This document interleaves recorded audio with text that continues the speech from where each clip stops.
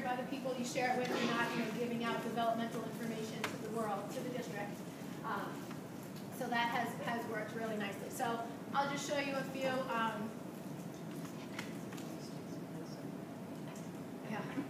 Yes. There's the barriers grid is in Excel. It looks very similar. Actually, I have all these saved. I don't need to do this.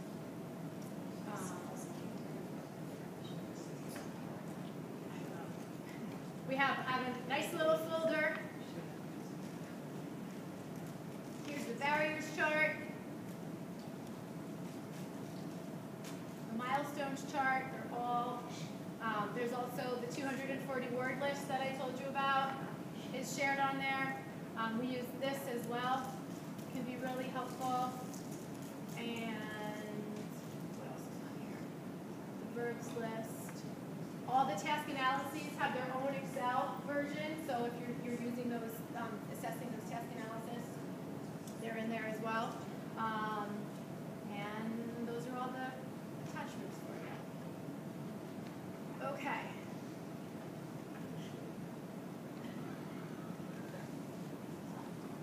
All right. Just going to go over a little bit more about the scoring. Then I'm gonna walk you through one of the sections for one of our activities, and then we're going to break up and do something as a whole group, or in little groups. Okay. Last thing we did was we went through the task section, milestones 1 through 5 for level 1. So when you're scoring that, we said the child's going to get a 0, a half, or 1 point for each of those sections, and the total for, I'm going to grab this for a second, the total for that section is marked right up at the top where it says total score. So let's say for tacting, my learner got a 1, a half, and 2 zeros. That's 2 1/2. So up here where it says total score for this section, under first assessment, I put 2.5. And that's how you end up with your score. Totals for each area, the total for each level for the area gets totaled together and placed on your MAPP scoring form. So at the end of the whole thing, you come up with a number for the entire assessment. And that's what their score is for the assessment, which hopefully goes up year to year. Yes? So just so I understand, when you're doing the assessment, you start with number 1, you see if you tax 2 items that you want it. It just says 2 more, would that be 4 items, or you have to present again? It's direct testing. So Okay. you have to present again. I would have to. Yes. Okay. So we'll talk about what those parentheses items mean and how in a little bit. But your codes next to it, which tell you observation or direct testing, the T, the O, all of that, which we'll get to, will specify what you have to do for that. Okay. For that section. However, if you are a program where you have all of this intertwined, and I have a data sheet and a skills tracking sheet to keep track, which we'll go over later, to keep track of all of this child's tax. If I know they have 10, that is direct. It was direct testing. I can do it right there. It does not have to be my MAPP direct testing. I have to sit knee to knee with this kid and do it. So if you have that information right there, that's why I said this becomes inherently easier if you have a lot of this information already. If you've never written down a single thing your learner has ever done, you're going to be in for a longer haul with this than those of you that are more ongoing with your data. Does that make sense? Okay. Okay, there's one section in the milestones that I didn't talk about yet that is a little bit trickier. It's the echoic section, the section that tests the child's ability to perform echoics. And it's a separate assessment, and this is not required. However, in my district, it has worked out very well to have the speech therapist perform the echoic assessment. Just because they have a little bit, obviously, a lot more of a better understanding of some of the linguistic components. The echoic assessment is on page 24 in your protocol, in your protocol, and then there's an entire chapter in the manual on the echoics assessment. Because, like we talked about before, the ability to perform an echoic skill can be really critical for the child's future learning, and this is something that our speech therapists will do, but it is not required for a speech therapist to do it. So the echoics assessment is its own assessment on page, like I said, on page 24. It goes through different groups of things that the child needs to perform. Group 1 is simple and reduplicated syllables. Group 2 is 2-syllable combinations, Group 3 is 3-syllable combinations, and Group 4 is spoken phrases, and Group 5 says other contexts. So basically, this is an assessment all on echoics, all on its own. You take this score that the child receives on this assessment, and that gets plugged into the milestones. So if you're the teacher of this learner and you get to the echoics milestones, all it says are score to 2 on the echoic subtest, score to 5 on the echoic subtest, score to 10 on the echoic subtest. So all you need for that entire section is this echoic subtest. And this is just an assessment if the child has what they have in their echoic repertoire. Can they say boo, no, oh, we, boy, toy? That's Group 1. All the way down to do they echo pitch in a familiar song? Can they echo whispering, quiet, loud voice? So it's the entire echoics assessment covers all the developmental levels. It's not broken up like the rest of it is.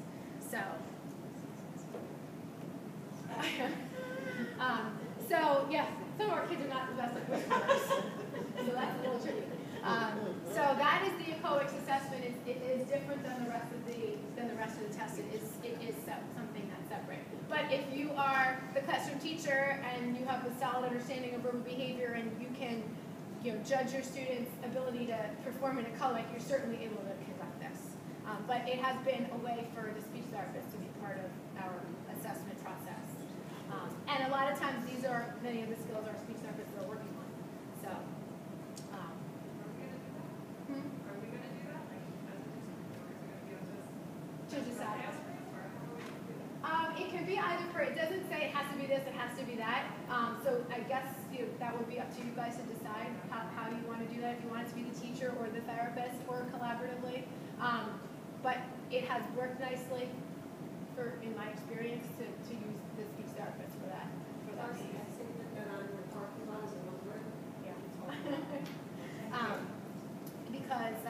yeah, I'm not sure, but you can decide either one. It's not like the manual says, this one has to be done by the speech therapist. It can be either precedent. Better in your experiences they're useful or beneficial? I'm not going to say they do it better, they do it worse, but I do think that just for a matter of the actual administration and the time and the skills worked on, this coincides more with what my students are doing in speech therapy. So that part of it made a little bit more sense to sit and work on those skills with the child. And it also brings them on board. Yes. And it makes everybody a team. Yes. We're all talking in the same language. Absolutely.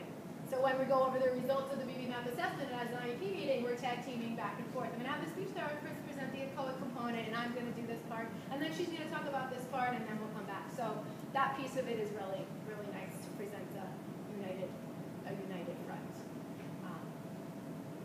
Okay, so that's the echoics, which is a little bit different. One thing that this does not necessarily go on this slide, but I didn't know where else to put it. So I'll just say that once you start using this, because it is relatively new additions have come out, and you'll see that they have changed here and there the sequence of where things go based on the field test data. It hasn't changed from last year to this year, but the first 2 years, that's why that link I'm going to give you is important, because all that it says downloads and updates, and one of the things that will tell you is the score for a half a point has now been changed, and then you have to buy a new manual, or you can just cross it out and write it in like I do.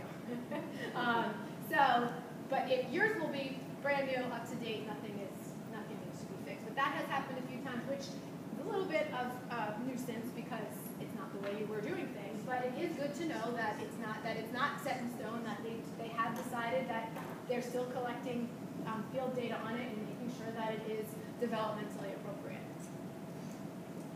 Okay, so look what I found. I'm so happy. Keep calm and use the BB-MAPP. There is a BB-MAPP page on Facebook that you can like, and then there's a people exchange ideas and a forum and all of that stuff. So what we're going to do to get everybody familiar is I am going to walk you through the MAND category, and then we're going to break up, and everybody's going to take a different category, and you're going to explore all of the milestones for that category. So if there's something you really, really want, start thinking about it, and you can get first dibs. But I'm going to do the MAND category because it's first. It's the only reason. And then we're going to break up and do other ones. So I have your color codes on here again. Remember, level 1 items are orange, level 2 are green, and level 3 are blue. And we're going to go through the man level. And all your groups are going to come up with something like this. This is going to be your activity. I already did it for man, so this is going to be your model. So I'm going to go through the man. Here we go. Level 1. You can follow along if you want to help you keep track in your manuals. Level 1 man is on page 6. You got it. Okay, manding, level 1. Milestone 1 is emit 2 words, signs, or texts, but may require echoic, imitative, or other prompts, but no physical prompts. So that's manding level 1, to determine if a child can mand without, with or without prompts. It gives you your scoring criteria. That's milestone 1. Milestone 2 is emits 4 different mands without prompts. I'm reading from the manual, so I have a little bit more information, but I can make sure I look through here. Emits 4 different mands without prompts, except what do you want, which means you are allowed to say, what do you want at this level? When we're talking about level 1, a 0 to 18-month-old, you can say, what do you want? The desired item can also be present. So this is, what do you want? And the child says, iPhone. And then they take the iPhone and play with it. So that's, yes, then they're 18 months old. So that is milestone 2 in man. Milestone 3 generalizes 6 mands across 2 people, 2 settings, and 2 different examples of a reinforcer. For example, mands for bubbles from mom and dad, inside and outside, with a red bottle and a blue bottle. That's your generalization component. And that is very early. For those of us working with children with autism, we probably just had a heart attack thinking milestone 3 is generalization, and our kids, this is one of their biggest barriers, is failure to generalize. But developmentally, typically developing kids, developmentally do not have difficulty with generalization. If they know what bubbles are, they know what bubbles are. And if they go to a brand new person, stranger's house, and they happen to have Dora bubbles, they know those are bubbles. And then they go to their grandma's house, and it's a blue container of bubbles, they know that those are bubbles. Our kids do not know that. So one thing that's really nice, it is really early in here on the assessment, but it tells you as the instructor and the person designing their programs that you have to think about this immediately. As soon as they have 4 mands, they need to start generalizing those right away. I don't wait for the kid to be able to ask for 45 things before I say, oh, can they do it with more than one example? No, it has right away. If you can man for bubbles, now you need to know what all different kinds of bubbles are, and we're going to work on generalization. So that piece, I like. The fact that it's done developmentally makes you think about those things in your instruction, because it's right there. Because if they don't have that, you're going to have a huge hole in your level 1 milestones for your students. What if their mands are like people? That's They fine. only have 4, so then they need to know that you're mommy in the park, and also would that happen? Then we can't change the person. Well, the person they're asking, telling, I guess. I want more. Could change. Okay, the person. Yeah. Yeah, but that is a little different. Okay. But they have 4 people. Yeah. 4 people are still 4 mans. Okay. And you could, you're a little constricted in the classroom, like what are my settings? Is this a setting and that a setting? But you want to make it you're going to know, like I said, you're going to know your learner, and for some kids, the difference between this table and that table is enough to throw them off. So your settings, you want to make sure it's really testing what you're trying to test for the student. Don't just have them move a seat over and say, oh, they did it in a new place. Move one chair to the left, and you generalize. But for some kids, that might be enough. But for the most part, what you really want to make sure, and this is why having an understanding of it is really important. You really want to make sure that what you're doing with the learner in front of you is testing what this says to test. If I'm supposed to be testing generalization, then I need to make sure I'm in 2 different places with 2 different people and 2 different examples. That's what that one is. Okay, milestone 4, spontaneously emits with no verbal prompts 5 mands. The desired item can be present within 60 minutes. I need to watch a kid for 60 minutes and see if they emit 5 mands. That's what milestone 4 is. That's where, again, where I said, if you have this kind of data going on in your classroom, I have my 60-minute data already. I already know that this child can or cannot do this. and I don't need to watch them, because if you don't have that, I'm taking an hour of the day to watch this kid. A little tip though, don't just do one thing for an hour. Go through your assessment and find what else you need to do in 60 minutes and watch for all of those things at one time. That will help you a lot. And the child can be playing, can be Yeah. having a snack, can be doing anything. Yep. Yeah. You want to get a nice sampling. You know, like that's why it's 60 minutes, because in the span of 60 minutes in our classrooms, the kid can do many different things. And do they demand for different items. Milestone 5, which is the last milestone in level 1, emits 10 different bands without prompts, except what do you want. So at this point, you can still be saying what do you want, and the desired item can be present. So this is just 10 different bands. Except what do you want. So you Without cannot say prompts. what Yeah. Without prompts, you can't say what you can't You say. can say what do you want. That's the process. Yes. So you can still say what do you want. So that is the last time you will see that you can say what do you want.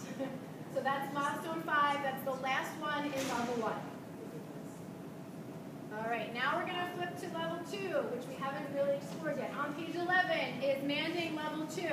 And like I said, look at the difference in what the milestones are. Because when you see milestone 6, which is the first one in level 2, this is a big jump. Do you have a question? In 4, it just says no verbal prompts. You can use gestural prompts if, Yes. but then you can also say what you want, right? For the Because word. this one is spontaneous. This is an observation. Okay. So that's why it's a little different. Because if you're observing before, you're not going to jump in. Okay. Okay. Does that mean you can use gestural? Got it. Whoever's with the kid at the time can use a gestural prompt. Okay, let's look at 6. Milestone 6, the first one in level 2, says mans for 20 different missing items without prompts, except what do you need? Example, mans for paper when given a crayon. So look at that is a big jump from 5 to 6. That takes a long time. That's where your task analysis will be really important. How do I get them from 5 to 6? I look at the task analysis and see what 6A, 6B, 6C, what all of those are. That's where that becomes really important. But the reason it's a big jump is because, remember, the levels are developmental. So they're everything that you can do from 18 to 30 months for level 2. It's sequenced the right way, but it's what those learners can do at that age. So that's why the jump from level to level is a big jump. One of the things that tends to happen when you start doing this with kids and you're looking at their scores, you'll see that you have learners that are primarily in a level. So we say things like they're primarily a level 2 learner, because going from 2 to 3 is so big that almost everything will be in the same level. That's a good thing. That means that although they're splintered, they're progressing at a pace that is even across the different, or as even as it can be, across the different areas. The other kid who's a level 1 in manding and a 3 in tacting and a 2 in listener responding, you have a bigger job to do as the teacher and the staff working with the student. 7, milestone 7 for manding is mans for others to emit 5 different actions or missing actions needed to enjoy a desired activity. For example, open to get outside, push when on a swing. So that's a manding for actions. It's a little different. Number 8 emits 5 different mans that contain 2 or more words. This is the first time you'll see that now you're looking for more than just one word. Developmentally, this is when this happens. In 60 minutes, that's a timed observation. Yes? Do both elements have to be functional? Can you say like juice please? No, that's fine. 2 words is 2 words. That was good. Good question. Number 9, spontaneously emits 15 different mans in 30 minutes. It's a big one. That's a lot. The other thing you want to keep in mind is that if you have learners that are at these levels, your classroom, and this is just a note about good instruction and classroom design, your classrooms have a facility. So if you're sitting here thinking, wow, there's no way they can't ask for 15 things in 30 minutes because we're working. Well, if that's the level they're at, then that is what they should be doing. So if you have kids that are going for 30, 60 minutes without the opportunity to ask for anything, and you're going to tell me they're a level 2 or a level 3 learner, those things are polar opposites. So if you're looking at a kid, who didn't get a point on this, and this is what I need to be working on, and now we're talking about like how do I have that happen in the classroom, I've had teachers that say to me, well, and those exact words, like, well, they can't ask for things that they want all day long because we're working. Well, if they can't do it, then that shouldn't be what they're doing. Setting up the MO. Yes. I noticed that there's no mention at all about prompting. Does that mean no gestural at all? It will specify in your manual, but as they go up, there's less and less, and you'll see that there's none at the end. So in order to do that, with number 9, Yes. would you set up snap and put a cup in front and then Yes. wait for them You to would say contrive. or You could right, keep the contrive. straw? Okay. You can contrive your situations at this point. I will tell you. I don't think about things to come. Right. So you would need time like snap or So you can't ask for the same shit 15 Correct. times. It's different mans, 15 different mans, which sounds like a lot. It sounds like a lot, and it's only a lot to people in this field. If there were general preschool teachers here who taught general ed preschool, they're like, oh, they do 130. But to us, we're like, oh my god, that's so Could many. it be like yellow crayon, green crayon? So that's like Yeah. you're doing a multiple color assignment. Yes. Snack time isn't a good option, but Yeah. maybe writing time or coloring time or. I've done it with music and interactive song with instruments. Yeah, bean bags, yellow bean bags, Yeah. trampoline, tambourine, or whatever. The playtime tends to work really, really well for this. Okay, all right, and 10. Milestone 10 in level 2, it's the last one in level 2 for manning, is emits 10 new mans without specific training. For example, spontaneously says, where kitty go, without formal man training. That is huge. Or emits 10 new mans without specific training. And developmentally, if you know how to man, once you learn what something is called, you can ask for it. For typically developing kids. That's why we talked about so go back to that morning piece with the different verbal operants. The kids we're working with don't know necessarily, some do, but they don't know if I can label that a dog. I can ask for it if I want to pet the dog. I can answer a question. I can point to it when you tell me to point to it. Typical kids get that. A typically developing 24-month-old, once they learn cookie, you don't sit down and now say, if you want the cookie, you say cookie and I give it to you. If I ask you for the cookie, you hand it to me. They learn cookie, they know it globally across all functions. Our kids do not know that. So that's why being able to do this is a piece of cake for a typically developing kid. Our kids do not get this. Now, so for manning, so it's they're asking what they want. Now, does it count when you say they have to ask 15 in an hour? Does it count, like, let's say, for teaching lessons and they face out and say, call out, I want that Yep. cookie, I want Man that. is a man. So even though it's kind of like, Not related. it's disruptive to the class kind of, It's based on the functions for that learner. If they want it, it's a man. so if you're teaching lessons, you count that as a point, and you know, they ask 15 questions within that hour, but they're disrupting that class kind of. The disruption is a problem for you. It's not a problem for this kid's assessment. If they're asking for 15 things in 30 minutes, that's Yeah, wonderful. for now, yeah. That's wonderful. That's developmentally appropriate. That's where they are. If a 7th grader in a regular 7th grade social studies class is yelling out 15 things in 30 minutes, that's a problem. But we're talking about kids at this level. So if you Get it.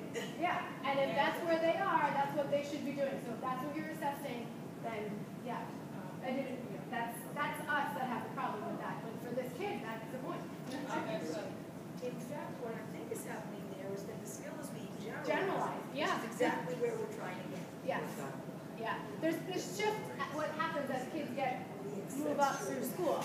You see in preschool, they ask, they get, and then all of a sudden, you watch a 5th grade class, self-contained, gen ed, whatever, and you'll go for quite a period of time and like nobody asks for anything. Oh, they're not allowed to, we're teaching. But if it's a kid with a language delay, they're supposed to be.